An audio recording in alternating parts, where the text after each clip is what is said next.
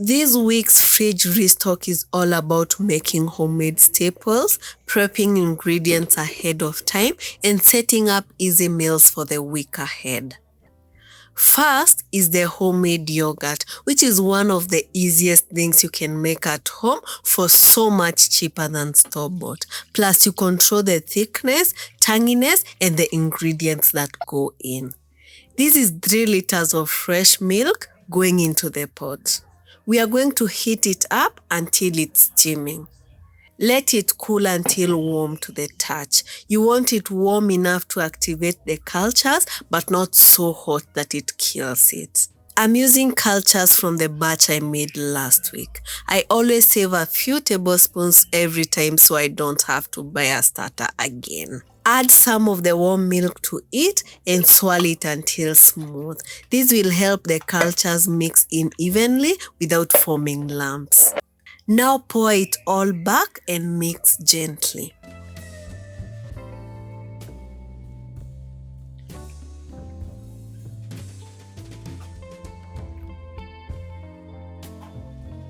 Cover and place it in a warm place for 8 to 12 hours.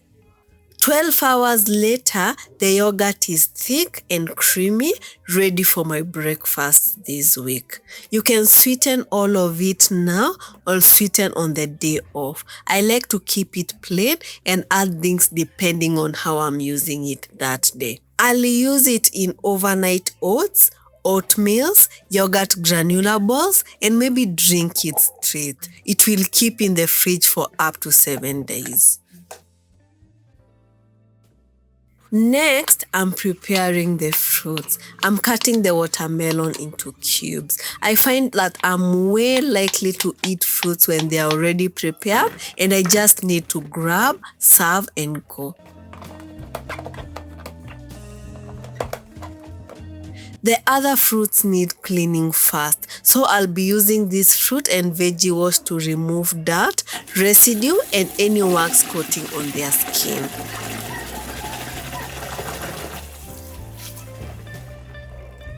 The rest of the fruits I'm having this week are pineapples, oranges, and mangoes. I soak everything for about 10 minutes, then give them a gentle scrub and rinse.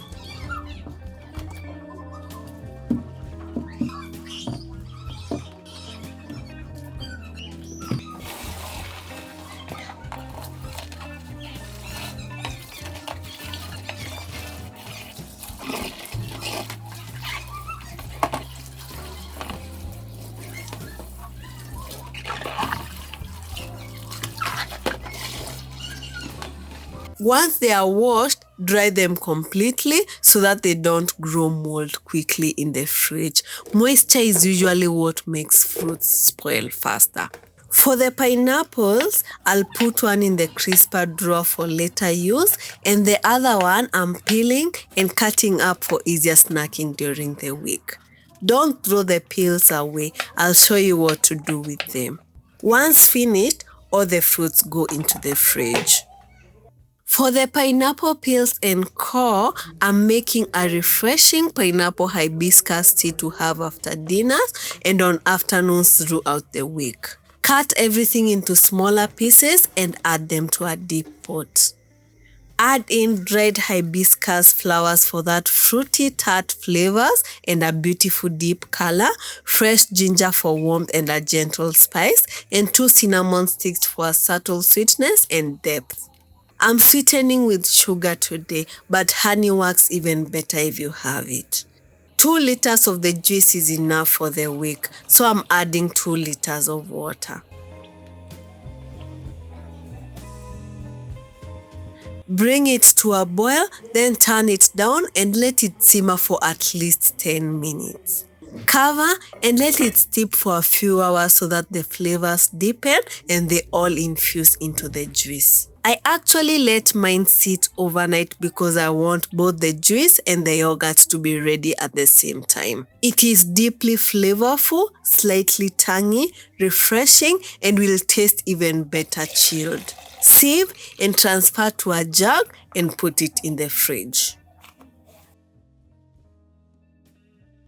For the veggies, I'm starting by washing the bell peppers and the lemons with the fruit and veggie wash the same way I did with the fruit, then dry them completely.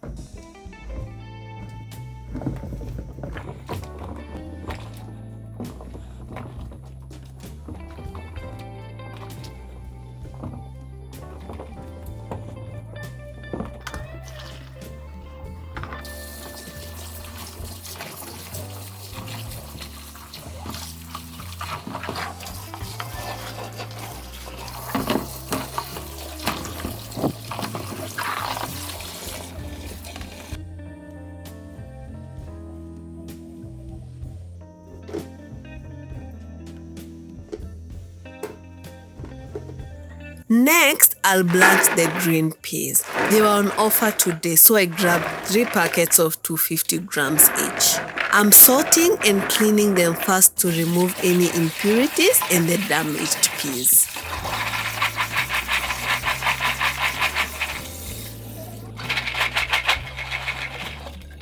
Bring a pot of water to a boil and add the minji. Add some salt for flavor and to help maintain the vibrant green color so they don't turn dull after blanching. Let them boil for about 3 minutes, then immediately drain and place them in cold water to stop the cooking process and to preserve the color. I'm rinsing them under cold water for a bit, then letting them sit in ice water for another 3 minutes.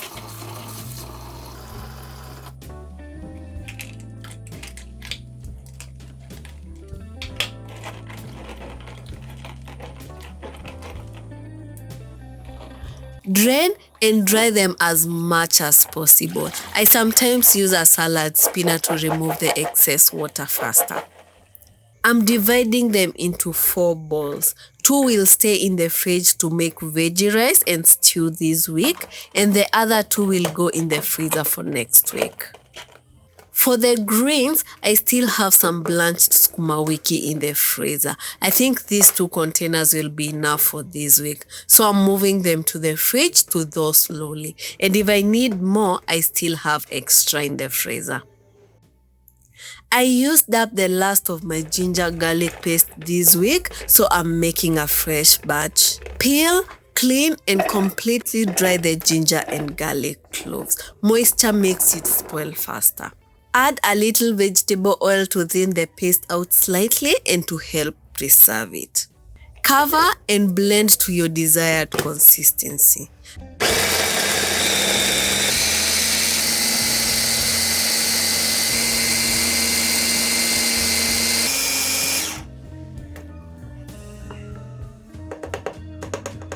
I like mine slightly on the looser side like this because it's easier to scoop and mix into marinades and stews.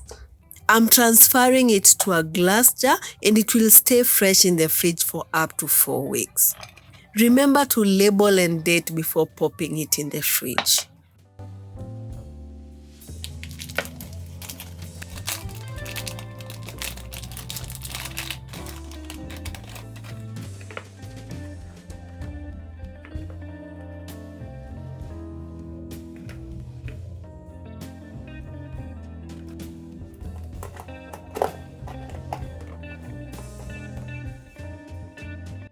For the protein prep this week, I have 2 whole chicken. I'm cutting them up into legs, breasts, wings, and the carcass. This gives me 5 servings for 2 people, but this will depend on your portion sizes. Keep the carcasses separate for the broth. The first marinade is lemon rosemary. I'm adding fresh lemon juice, about 1 tablespoon of oil, fresh rosemary chopped into small pieces, a spoonful of the ginger garlic paste I made earlier, coriander powder for earthiness, and finally salt and pepper to taste.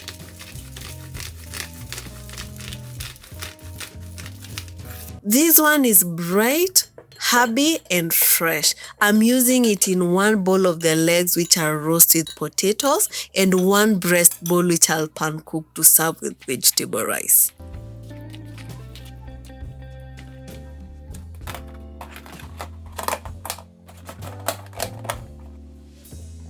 Label the container so you know exactly what you're grabbing later in the week. The second marinade is garlic paprika. I'm adding about 1 tablespoon of oil, a spoonful of the garlic ginger paste, paprika powder for smokiness, cumin powder for warmth and depth, and salt and pepper to taste. This one is bolder and more robust and is going in the second leg bowl and the wings, which are roasted sweet potatoes.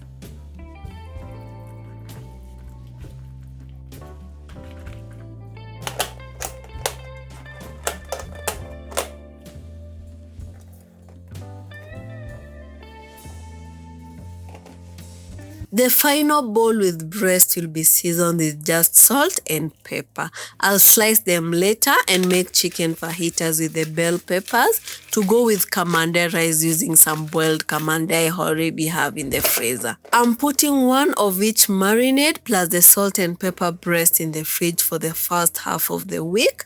Then the other 2 bowls go in the freezer for later. For the carcass, I'm making a simple homemade broth to cook rice and other meals in during the week. Cut the carcasses into smaller pieces and add them to a pot. Full disclosure here, this is the next morning. I got tired yesterday and decided to continue today. Add in a spoonful of the ginger garlic paste, some fresh rosemary, and salt to taste. I don't want it to be so flavorful that it overpowers everything I use it in. I also like searing the chicken a little first because it gives the broth a richer and deeper flavor. Top the pot with enough water for the amount of broth you want. Cover and let it simmer for 45 to 60 minutes until all the flavors infuse. Sieve the broth and let it cool completely before transferring it to the fridge.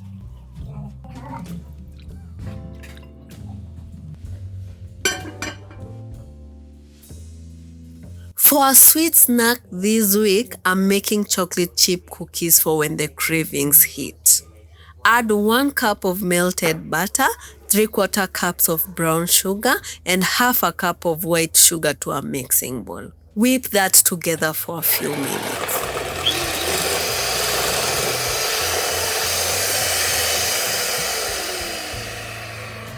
Add in 1 large egg and keep whipping until fluffy and lighter in color.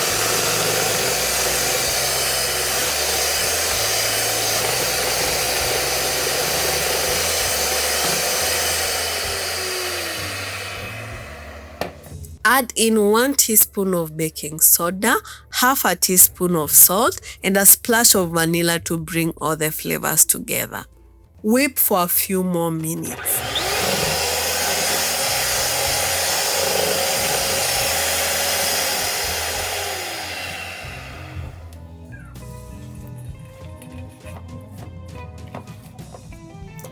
Finally, add in 2 cups of all-purpose flour and gently fold it in until no dry spots remain, but do not overmix.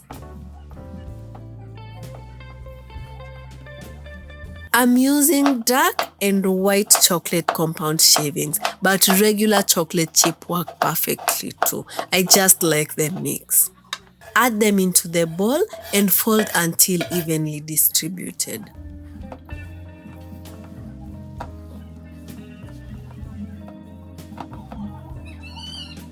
I'm using an ice cream scoop to portion the cookie dough into balls. This recipe makes about 18 to 20 medium-sized cookies, which will easily last us about 2 weeks. The secret is not baking them all at once, otherwise they won't survive 2 days in this house. The cookie dough portions will stay in the freezer until I need them. And since I'm craving cookies, I'll bake one after 1 hour. The dough bakes perfectly straight from the freezer, so you don't need to thaw. Bake at 180 degrees Celsius for 12 to 15 minutes. They come out crispy around the edges and soft and gooey in the center, exactly how a good chocolate chip cookie should be. And that's this week's fridge restock complete. Subscribe and I'll see you on the next one.